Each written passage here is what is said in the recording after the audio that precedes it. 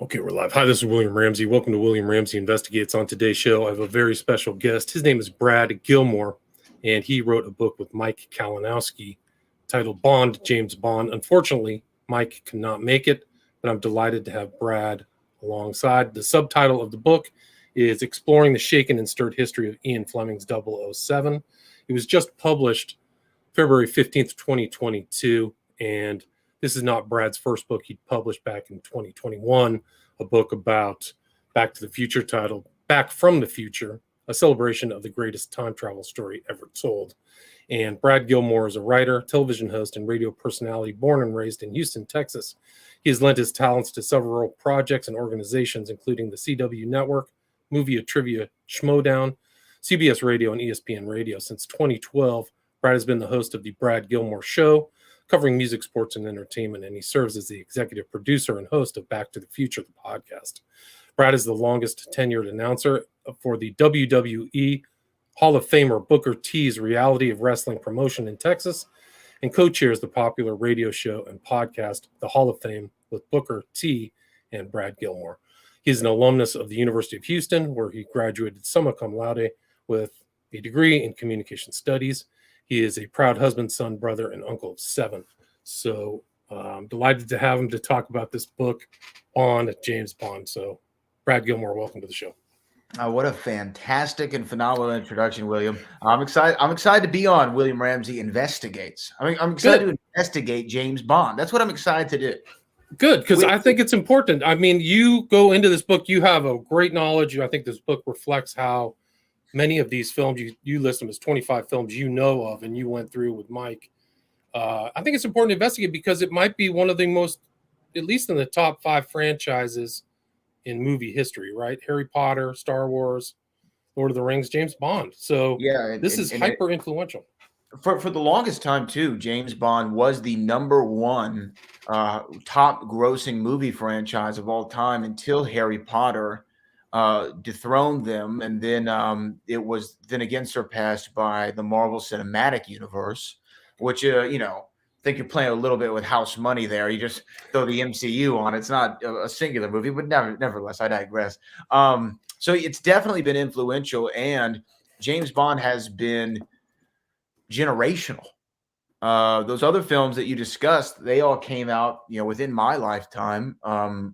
Most definitely, and several other people's, but the James Bond series of films has spanned 60 plus years, since 1962, when Sean Connery first stepped on the stage with Dr. No. So, and before that it was the novels. So this is a character whose lineage dates back decades and decades and decades, and just has a wealth of information, trivia, knowledge, behind the scenes information, and also those 25 official films, the couple unofficial films. There's definitely a lot to dive into.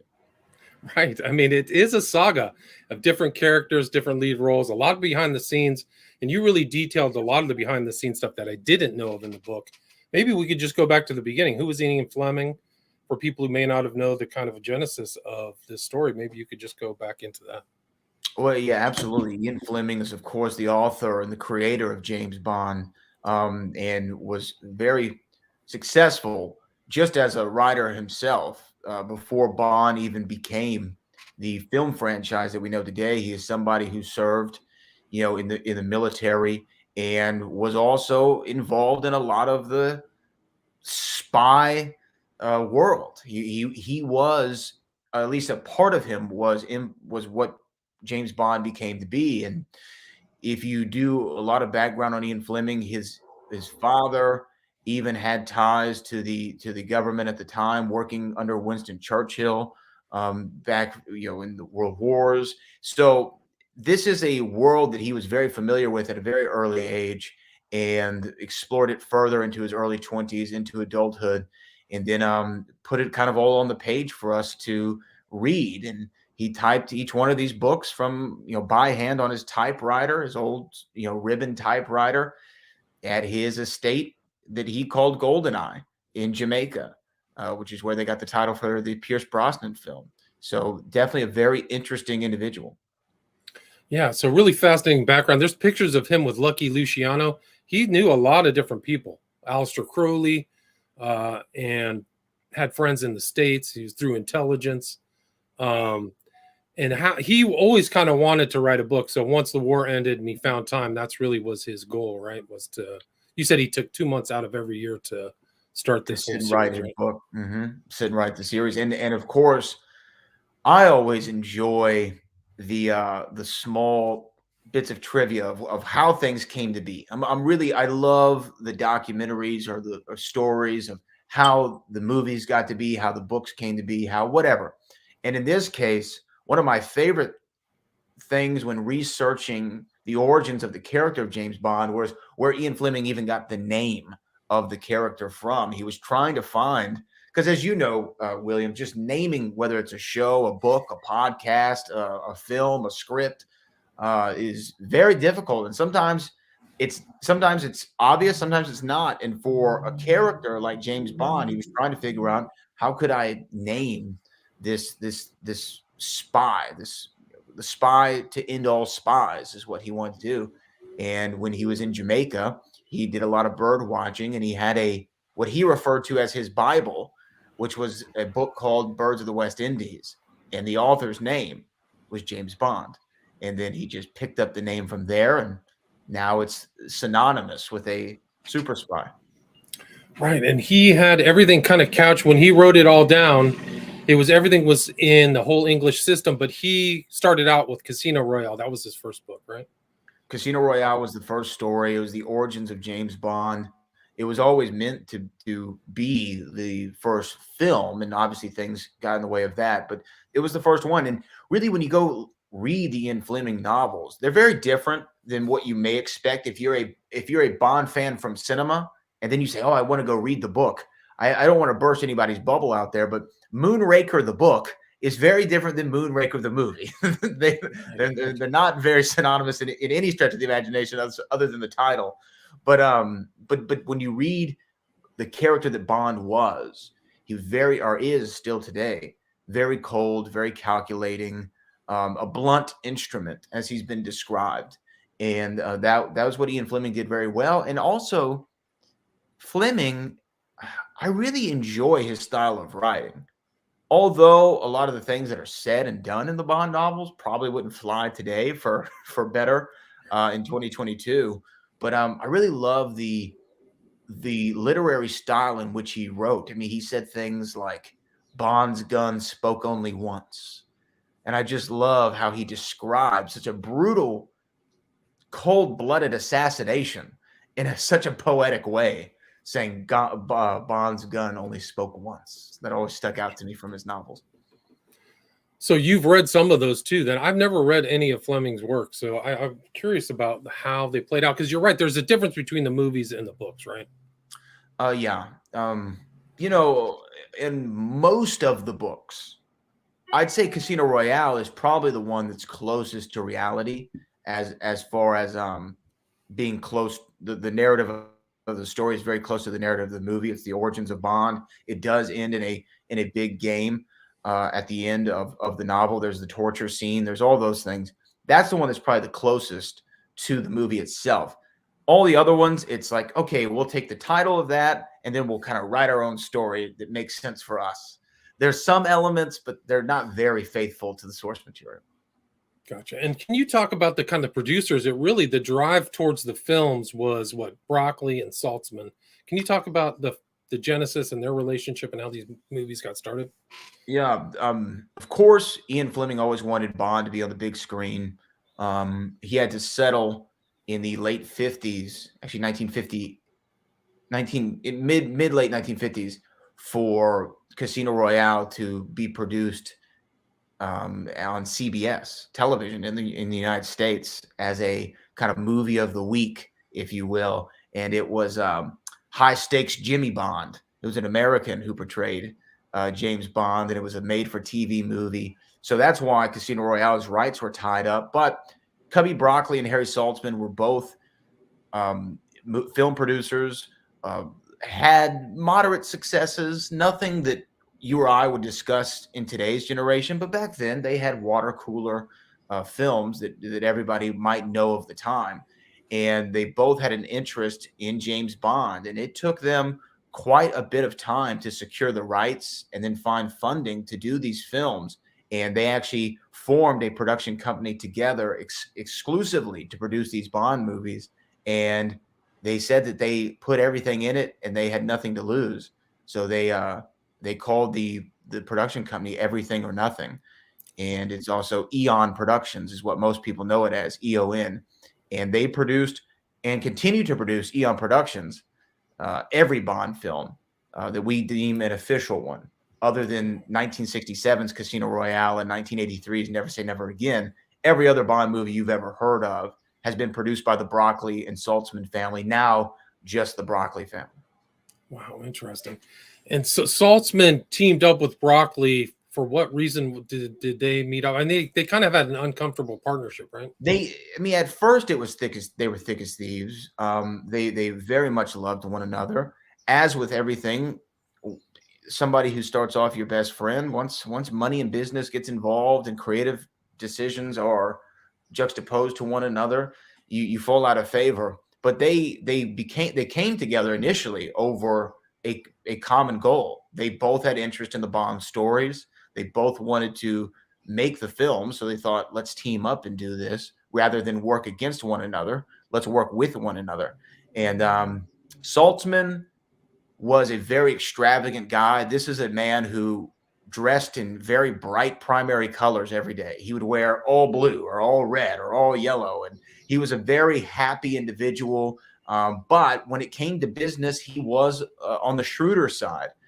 Cubby Broccoli was somebody who is what you kind of think of as an Italian's Italian in a way, right? Very about family, very warm. He would actually show up on set. He would cook breakfast and lunch for the entire cast and crew. He really loved the process of making films and felt that it was a family atmosphere. As time went on, again, they just kind of didn't see eye to eye and they separated. And Saltzman was almost a little bit legendary for having riffs with not only Broccoli, but with the first man to play James Bond, Sean Connery. They famously, at one point, couldn't even be on the same set together. And if Connery was in the middle of a take and Saltzman walked on the set, he would stop talking in the middle of a take and wait for Harry Saltzman to leave the set. Then Cubby and Sean Connery also, toward the latter portions, didn't get along. When Sean was doing Never Say Never Again, he appeared on Johnny Carson's Tonight Show, which I'm sure, as you remember, William, was the show that everybody watched every night. So if you said something on Carson, everybody's going to hear about it. And when asked who is the greatest Bond villain of all time, Sean Connery smirked, looked at Johnny Carson and said, Cubby Broccoli, of course. So there were tensions between the producers and their stars, but that's a tale as old as time. And how did they decide on Connery?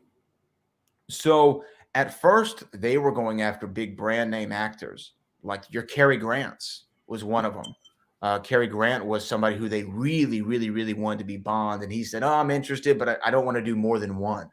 And Harry and Cubby Broccoli had a vision that was really decades before their time.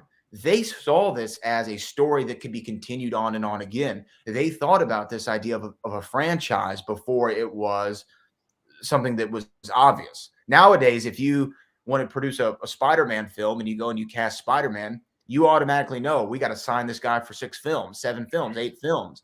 Back then, that wasn't really a concept that was thought of. So people such as Cary Grant, they turned down the role because they didn't want to do more than one. So then they tried to find an actor who they thought possessed the physical characteristics of a James Bond, but could also be charming, also someone that women found attractive. And Sean Connery was somebody who had just broken into acting. He was very young at the time in his acting career. He had done kind of a Disney musical that wasn't very successful. He had done some things. In his early years, he was actually a Mr. Universe competitor in Scotland, where he was from.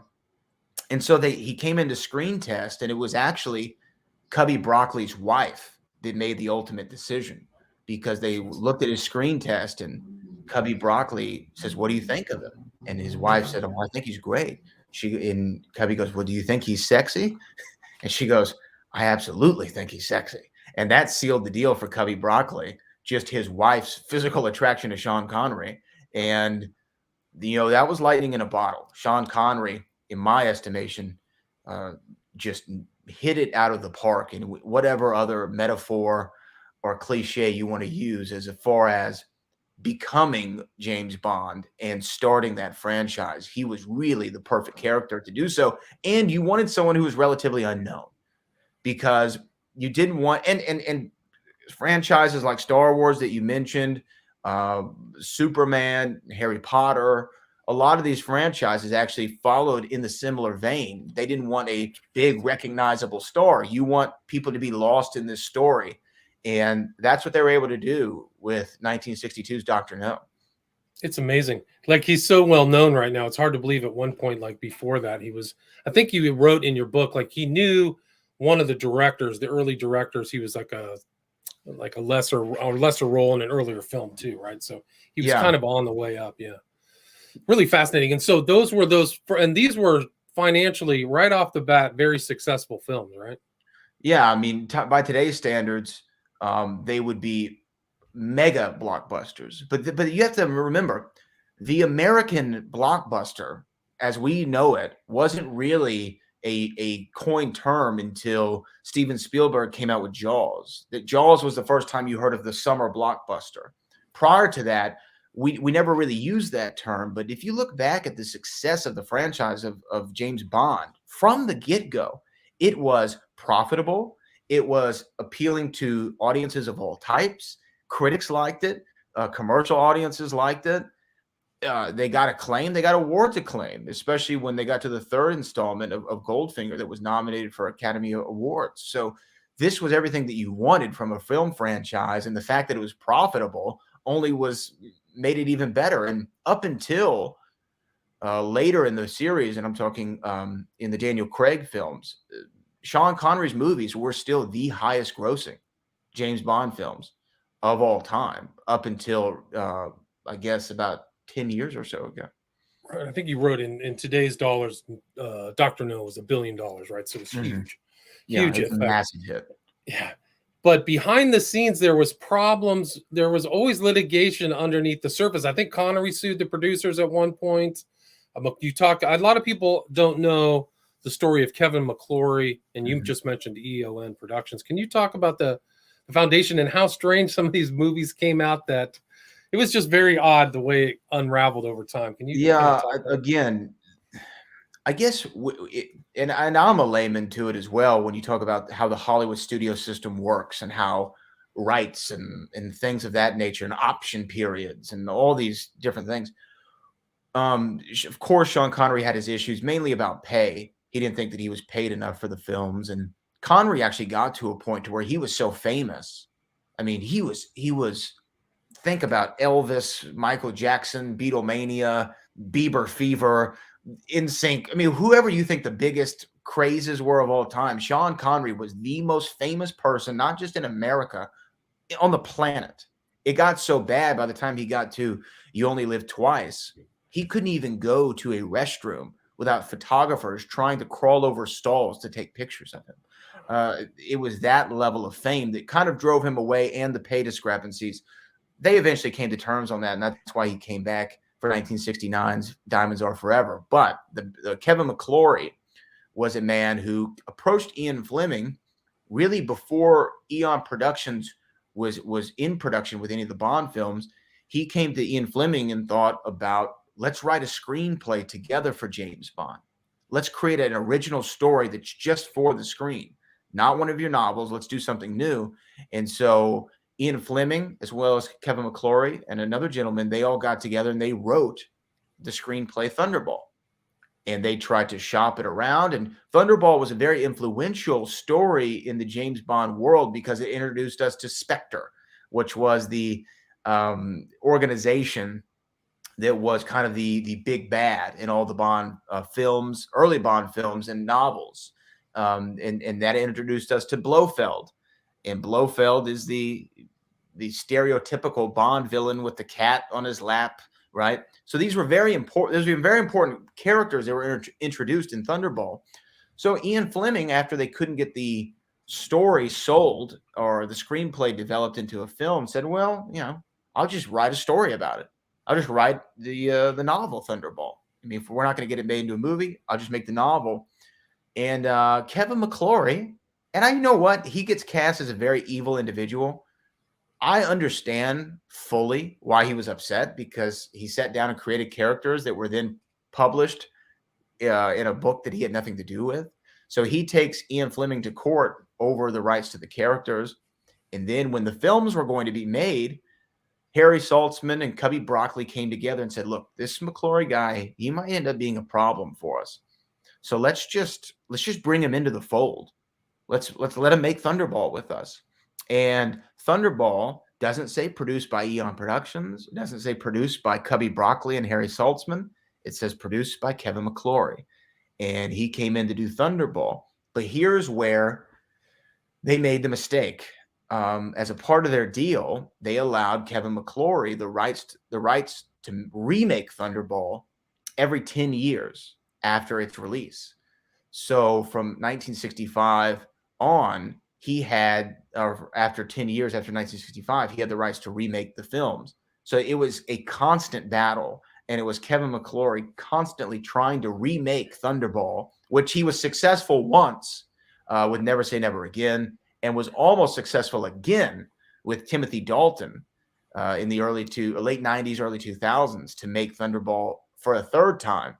And eventually his estate, after he passed, they were able to come to terms with the Broccoli family and Eon Productions and Sony Pictures. And that's how they were able to get Kevin McClory finally away from. Kind of all came back together. And Never Say Never Again is it's an outlier. It's kind of a strange piece in the whole James Bond saga. Would you agree with that? It's very different, especially when I first saw Never Say Never Again. I obviously was young and I had no idea about backstage politics of making a film. So to me, it was just another James Bond movie. I had no idea that it was a separate entry into the series. So there are things that definitely stand out as odd and different. And Sean Connery is considerably older at the time. This is a man in his 60s. I will still say ruggedly good-looking dude, even into his 60s, and had a great toupee. Whoever did Sean Connery's toupees should really have gotten an Academy Award for either costume or makeup and design, because it wasn't actually until this book I didn't realize how early on into the series he was wearing toupees. I mean, it was essentially from the get-go. But by the time Thunderball came on, he was completely bald. And so he had toupees for the entirety. But anyway, to answer your question, yeah, Never Say Never Again was very different. I enjoy the film. I do. I like Never Say Never Again. I actually think it's not as bad as people cast it off to be, but it's not what you want from a tried and true James Bond film. It doesn't give you the feel that the early ones did. It doesn't give you the feel of the Eon Production series. But it's an interesting thing to point out to people. Yeah, because I mean, it kind of comes out. That was McClory's attempt to get a little piece of that pie. And you break down the Bond films into these eras of their leads, right? So you have Connery, Lazenby, Moore, Dalton, Brosnan, and then Craig. So it's hard to believe there's been that many. As somebody who's kind of older, it's really been a lot of different movies. I mean, it's pretty incredible. I mean, Lazenby only lasted one show, right? Or one film. One film. And George Lazenby's story is actually and this might even be surprising to people, but out of everything that I researched and understood and learned about the Bond series, his origin story of even getting the role was perhaps the most fascinating thing out of every aspect of the James Bond cinematic saga. This is a guy who had not a little bit, zero acting experience. And he found out that Sean Connery was leaving. He was a male model from Australia. Before that, he was a used car salesman. And somebody saw him. He started taking photographs. And then they said, hey, they're looking for James Bond. And he had it in his head, I'm going to be the next James Bond. This is a guy who's 28 years old at the time. and decided to go to Sean Connery's barber, get his hair cut just like him. At the time, he had kind of a longer haircut. He went and got his hair cut just like Bond did. He went to Savile Row, which is where Sean Connery's suits were tailored for the films. He asked the tailor who was there, hey, I want to get a suit like Sean Connery's. And the tailor said, oh, you know what? We actually have one of Sean Connery's suits right here. And he goes, oh, that's great. And when the tailor went to the back, George Lazenby stole Sean Connery's actual suit out of Savile Row, put it on, marched right into Harry Saltzman's office and said, I heard you're looking for the next James Bond. And when Harry Saltzman saw him, he looked the part. And they asked him, so where have you, what movies have you done? And Lazenby said, I named every possible place that they couldn't research that I would have done a movie. Oh, I did one in Japan. I did one in Russia. I did one in Yugoslavia. I did one here. I did one there. And they're like, okay, this guy knows what he's doing. They cast him in the role of James Bond after they put him through a literal physical battery of tests. They asked him, can you ride horses? He would ride a horse. Can you swim? He did a bunch of laps in the pool. They were even worried about his, and you got to remember this is the 1960s. They were worried about his sexual orientation. They thought because he was a model, perhaps, he wasn't a heterosexual. So they even, as strange as it sounds, tested him on that. Really? Wow. They sent a lady of the night up to his room to see if he would, perform, I guess. And they were pleased with his results, I assume. So he got the role of James Bond. And as they're starting production, he went to the director and said, I have to be honest with you. I've never acted a day before in my life. And the director just looked at him and started laughing and said, what do you mean? You fooled the most ruthless producers in all of Hollywood to get the biggest role in the world right now. Of course you're an actor. Don't say a word to anybody. I'm going to make you the next James Bond. And then he went and did On Her Majesty's Secret Service. They seemed to like him so much, they offered him 6 more films. Wow. They wanted him to do 6 more films at $1 million each, and he turned it down because he didn't want to be typecast in the role as James Bond. And the ironic thing about it is that's all anyone knows him for. And I got to speak to George Lazenby about 2 months or 3 months ago at this time. And we spoke about the films and things of that nature. And he definitely says it's his biggest regret of his life is not taking those 6 films for $1 million each. His life would have been totally different. He said it only lasted one. And I think that Her Majesty's Secret Service is well received. Like, I think he did a pretty good job. Would you agree with that? I do. And you know what? It's one of those films that at the time, again, he's trying to fill the shoes of Sean Connery, which is very difficult for any actor, especially one who's never acted before. So I think the criticism at the time was a little bit unduly harsh. People assumed that he was fired, which he wasn't. They actually loved his performance. They wanted him back. So I think that the fact that he wasn't Sean, coupled with the fact that there's a narrative out there that his movie isn't good because he was fired from it, has made people bury On Her Majesty's Secret Service for too long. But over the last 10 or 15 years or so, if you look at anybody's top 10 list, a movie critic or a layman, they're all going to say On Her Majesty's Secret Service is in the top 10 Bond movies. And I think that he did a very serviceable job as 007. And I would have loved to see him continue on in the role. But had he continued on, we wouldn't have gotten Sir Roger Moore. So in some ways, I'm glad that he didn't. Yeah, no, it's really amazing. Like his decision making, what happened. And you and Mike have your top 10 rankings at the end of the book. So you go through best villain, female, song, movie. You guys are really you guys have different outlook too. I think I was interested. It was interesting, and I don't mind giving this away for fans of the book, because this will definitely illuminate your point, William, of how Mike and I have very, very different ways of looking at these films. Is we had to rank our top 6 James Bonds, obviously in order of what we thought the best to the worst was. Mike and I have the same exact order, except for 1 and 6 are switched. I think Sean Connery's the best of all time, and he thinks Timothy Dalton is. And I think Timothy Dalton's my least favorite Bond, and he thinks Sean Connery's his least favorite Bond. So we definitely don't see eye to eye on certain things. And that's what made the process of writing this so much fun. Was there, of course, is the factual, researched heavy backstories to how these films were made, but also we get to interject our our own personal criticisms and critiques and stories of the films. So it was an interesting process to collaborate with somebody who we saw differently about him, but we have the same passion for James Bond. Right. It is interesting. You have little kind of side notes in the book. It's clearly like a nonfiction fan piece. Like you guys are really looking at all those films. A lot of the details I missed a lot of the stuff. So you filled in a lot for me in this book. Really fascinating. But what did you think about Moore? I've heard that more people thought he was too kind of a pretty boy, I guess, and Dalton was too nervous. He wasn't as confident, and that's why he didn't get the roles. What's your critique of Moore and Dalton? I think that Roger Moore was he had fun in James Bond, and I really think a lot of the times it's a reflection of what's going on at the time. And Bond likes to pick up on trends, but also it likes to be escapism. So when you're in the midst of the Cold War, Vietnam, and things of that are going on, the world is at war, you don't want to go to a James Bond film that's very serious and makes you think about all the atrocities going on in the world. You want to go to something that's escapist. And that's what Roger Moore was. He was an escapist James Bond. He was somebody who was actually older than Sean Connery when he took over the role. Roger Moore's the oldest man to play James Bond.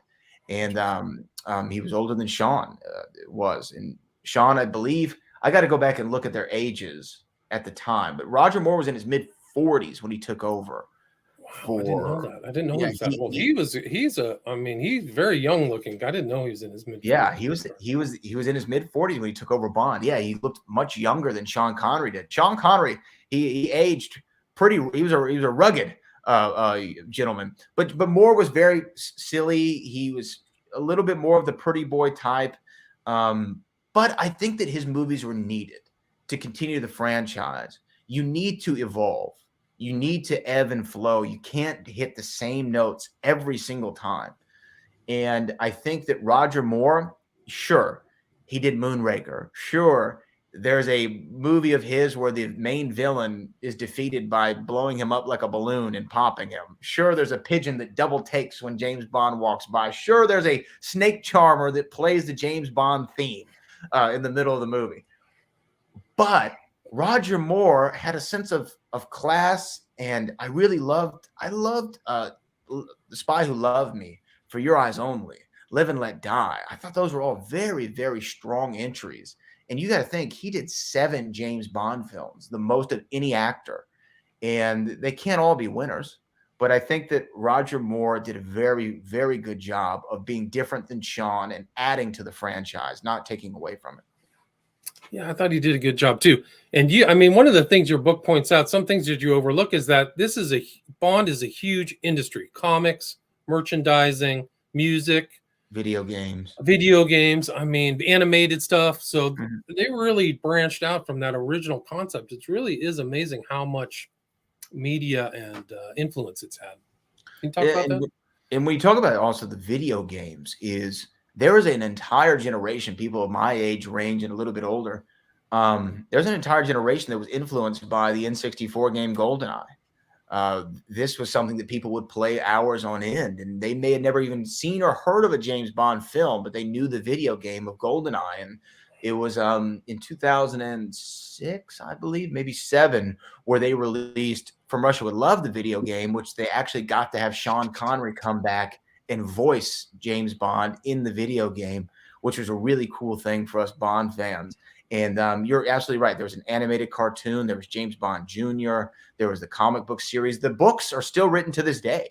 They still have brand new James Bond books that come out every other year, it seems like. And they try to write them in the vein of Ian Fleming. So the media goes way beyond the films. And there's been talk in recent years of, wouldn't it be great to do a James Bond miniseries, or let's do 8-episode streaming series on Netflix about Q or about Moneypenny or Felix Leiter. But it seems that fans really just want to see Bond in the cinema, and they really care about the main character itself. Although there's probably a million stories you could do on M or Felix Leiter or Moneypenny or Q or whomever. Hey, I would like to see a miniseries on Goldfinger and Oddjob and their relationship and things of that nature. but people care about James Bond. And I think it's always going to be a cinematic adventure. I don't think we'll get a television adaptation anytime soon. But yeah, there's still going to be books, video games, and comic strips. Yeah, and like you said at your conclusion, we know it's a new era because Amazon bought the entire suite of stuff. Can you talk about that? That happened recently, right? Yeah, this happened last year, of Amazon buying Sony Pictures essentially, and they're going to be producing James Bond from now on. And again, people have their qualms with that. I am always, for better or for worse, an eternal optimist. I'm a glass half full kind of guy. So I think the more money you can put behind Bond, the better. And Amazon, I don't know if you know this, William, has a lot of money. So I've heard. They got a couple ducats in the bank. If they can spend $8.5 billion on the whole Bond history or portfolio, I think they have some. And really, that the James Bond franchise was the most valuable thing that they purchased in that big deal. I mean, out of everything that they had, that was the most profitable and the most valuable object that they were able to obtain, because the James Bond series of films has only gotten more popular. And this is a character that you would have thought would have died a long time ago. Really. I mean, when you think about, if you go and watch Goldfinger, for instance, there's a scene in Goldfinger that would never fly today. And this is where Sean Connery's having a conversation with Felix Leiter. There's a masseuse named Tink. He says, Felix, say hi to Tink. Tink, say hi to Felix. He turns Tink around. He slaps her on the behind and says, goodbye, Tink. This is man talk. Now, if we still had that same character of Sean Connery as James Bond for the entirety of the series, we wouldn't have been able to do this book. There would have been maybe 4 movies, right? 5 movies. So Bond evolves. Where Bond goes next, I really don't know. I like the fact that we can put more money behind him. I think that there's going to be another film in production here soon, but I'm excited. Well, you can see what Amazon has done with the Lord of the Rings, right? They're kind of branching off and doing something. So you may see something on the horizon with that if they have full control and don't have to worry about lawsuits or other families. I got a question from Hill Doggy. How was the Broccoli family involved with this sale? It was MGM Studios to Amazon, Hill Doggy. That's what happened. Right. And of course, the Broccoli family still produces the James Bond films, and they have existing contracts with studios. At one time, it was United Artists, and before moving to MGM, and then now they're with Amazon Studios. Do you know? Have you ever heard of anything of Keith Sweet asks, Fleming MI5? Have you ever heard anything like that? I haven't. Yeah, I mean, again, this is Ian Fleming was in the British military before we could really keep. It wasn't like the internet age where you had all these documents floating out there. When you try to find information about Ian Fleming in the military, it's kind of sparse out there. I mean, he was definitely in naval intelligence. If I do recall, he was somebody who definitely was a real deal spy. But as far as what we know about him, it's hard to say what's real from the fake. And with anything, he's become fableized.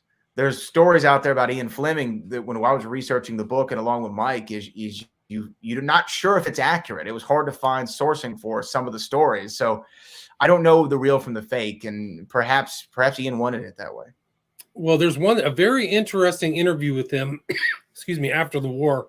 It's from the Canadian public station up there, where he says, I could tell you more, but I'd be in violation of the National Secrecy Act. So he couldn't talk about a lot of that stuff. I can send that to you. I have it somewhere. It's really a fascinating interview because you can tell that he's holding stuff back. So that he might have been an asset prior to World War II when he was in Germany too, because he spoke German. But I really liked reading this book. Is there anything you'd like to add or anything I missed before we wrap this up? Well, I just think that, again, if you're a James Bond fan, and this is similar for my first book was about Back to the Future. And when I set to write that book, It's called a celebration of the greatest time travel story ever told. And I called it that because I wanted to celebrate these movies. They mean so much to me. They're generational. I bonded with family members over them. Same as James Bond. I dedicated this book to my dad because he was the one who exposed me to James Bond. And it was a bonding, quite literally, moment for he and I. Every time there's a new Bond movie that comes out, we rush out to the theater to see it. I'm sorry to say, my first cinematic experience in the theater with James Bond was Die Another Day, which is not thought of as one of the better entries into the series, but it had Halle Berry, William. I mean, how bad can it be, right? And how bad can it be? But if you're a fan of the films, you're going to learn something new, and you're going to enjoy going down the timeline and reliving some of these great Bond moments, these Bond gadgets, the Bond's women, the Bond films, and the songs, which is something that I really loved. I loved having to try to figure out what are the top 10 Bond songs of all time, because each one of them is a hit in its own right. So It's true, they're still playing them on the radio. They still pop up. Some of these some people, stuff. that was the one I was going to bring up. Duran Duran. A lot of people don't even know that's a Bond song. Carly Simon's "Nobody Does It Better." Some people have no idea that that's a Bond song. People don't know "Live and Let Die" is a Bond song because Guns N' Roses covered it, and then this person covered it. So it is interesting how many of those really go into the pop culture lexicon, and you're not really even sure where it came from. So if you love the films, or even if you don't, you're going to enjoy this because it's written from a fandom perspective. It's not written to be over analytical or too much of a critique, but we wanted to look at the character, its origins, and everything that it's brought us, but mainly the films, and the films that we all continue to love.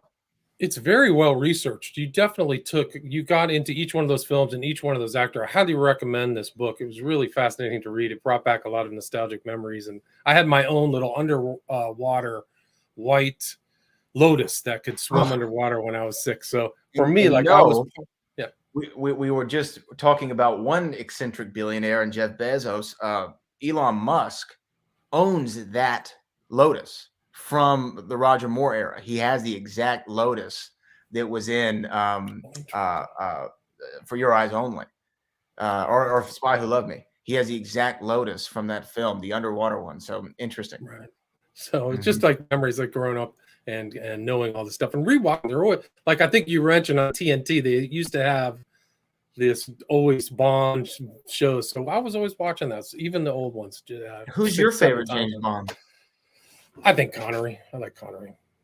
I think so. I like him. I wasn't really super critical. Like, I liked Moore a lot. And of course, I like Daniel Craig. So I just like the thing. I didn't really ever go, God, this guy's terrible. I think that there's no such thing as, it's like pizza. There's like no such thing as bad pizza. There's varying degrees of good, but there's no such thing as bad. And that's how I felt about all the actors who portrayed Bond. I will say, when I saw Daniel Craig in Casino Royale, it was the first time I'd considered there might be someone better than Sean. It was the first time I was like, wow, this guy is incredible. And when I was writing my list, there was a couple of times where I had to say, is it Craig or is it Connery? Is it Craig or is it Connery? But when rewatching the films, Connery just wins me over. The one thing that I give him above Craig is he had a little bit more charm and humor, just a little bit more, that I thought added to his version of the character. Yeah. I mean, they're all worthwhile watching. One more question from Drone Dynasty. What's your favorite James Bond song? Oh, it's Nobody Does It Better. It is. The Spy Who Loved Me, Carly Simon, Nobody Does It Better. I just love that song. Shirley Bassey's Goldfinger is great. Again, she famously passed out when recording the song Goldfinger. She was wearing a very tight, I guess it was called a bustier of some sort.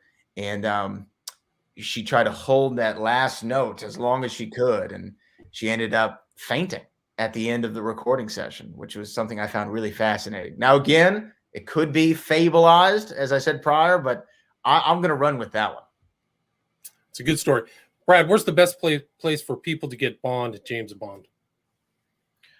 You can get Bond James Bond at either bondjamesbondbook.com, or there's also a companion podcast with Mike and I where we talk about each of the films for about 30 minutes, what we liked, what we didn't like, things of that nature. And also, you can get it on wherever books are sold. Amazon is probably the easiest retailer, Target, Walmart, Books A Million, et cetera, et cetera. But bondjamesbondbook.com has links to your favorite book retailer. Gotcha. Or you can pick it up at a Barnes & Noble I'll near put you. that in the show notes. Yeah. Bond James Bond book, right? Bond James Bond book. And really, what's the social media? If people want to reach out to you, is it through Bond James Bond book as well? If they want to contact social media. Mike and I have our own channel, so you can follow them just at our names, at Brad Gilmore, at Mike Kalinowski. You can follow me Twitter, Facebook, Instagram. I'm very responsive to all Bond fans. I will engage you in a dialogue about any of these films and who your favorite actors are, or who your least favorite actors are. I'm willing to have the conversation with you. And on that Bond James Bond companion podcast, I do want to say I had that interview with George Lazenby. If anybody out there wants to listen to it, very interesting gentleman to listen to. So I really appreciate you, William, for having me on. I'd be happy to come back anytime if you want to talk film or Bond, Back to the Future, pro wrestling. I run the gambit. Whatever you want to talk about. You're outstanding, man. You really are a great guest. So I really appreciate you coming on. Keep in touch. I'd love to have you back to talk about Back from the Future. But again, we talked about today Bond, James Bond, exploring the shaken and stirred history of Ian Fleming's 007 with Brad Gilmore and Mike Kalinowski couldn't make it. So thanks so much, Brad. Thank you. All right, stay there.